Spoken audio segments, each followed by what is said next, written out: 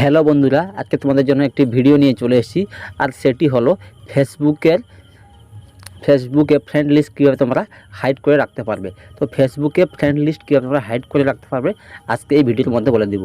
তো অনেক ক্ষেত্রে কী হয়, আপনার বন্ধুবান্ধব আপনার ফ্রেন্ড লিস্টে গিয়ে আপনার ফ্রেন্ড কতগুলো আছে সেগুলোকে চেক করে।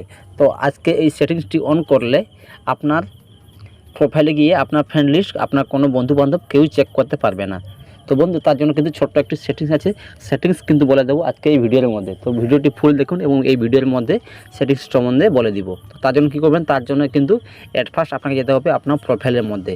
আপনি চলে যাবেন আপনার প্রোফাইলের মধ্যে, প্রোফাইলে গিয়ে এখানে ক্লিক করবেন। ক্লিক করার পর আপনার কাছে দেখতে পাবেন একটি লেখা আছে সেটিংস আইকন।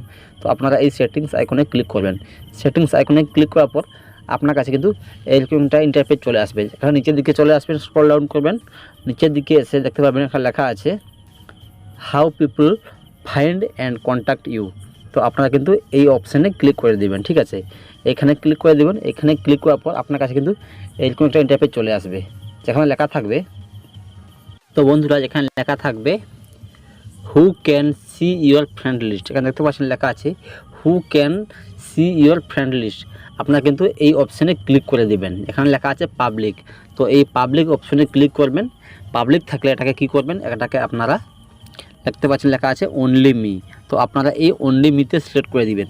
অনলি মিতে সিলেক্ট করলে আপনার ফ্রেন্ড লিস্ট কিন্তু হাইড হয়ে যাবে, যার ফলে আপনার বন্ধু বান্ধব কেউ আপনার ফ্রেন্ড লিস্ট চেক করতে পারবে না এবং ফ্রেন্ড লিস্ট দেখতেই পাবে না। তো বন্ধুরা, এভাবে তোমরা সবার কাছ থেকে ফ্রেন্ড লিস্টটা লুকিয়ে রাখতে পারবে। তো বন্ধুরা, এই ছিল ফেসবুকে একটি গুরুত্বপূর্ণ সেটিংস। যদি ভিডিওটি ভালো লাগে তাহলে ভিডিওতে লাইক করবেন এবং চ্যানেলে নতুন হয়ে থাকলে অতি অবশ্যই লাইক, শেয়ার এবং সাবস্ক্রাইব করতে ভুলবেন না। তো বাই বন্ধুরা, দেখা হচ্ছে আরেকটি নেক্সট নতুন ভিডিওতে।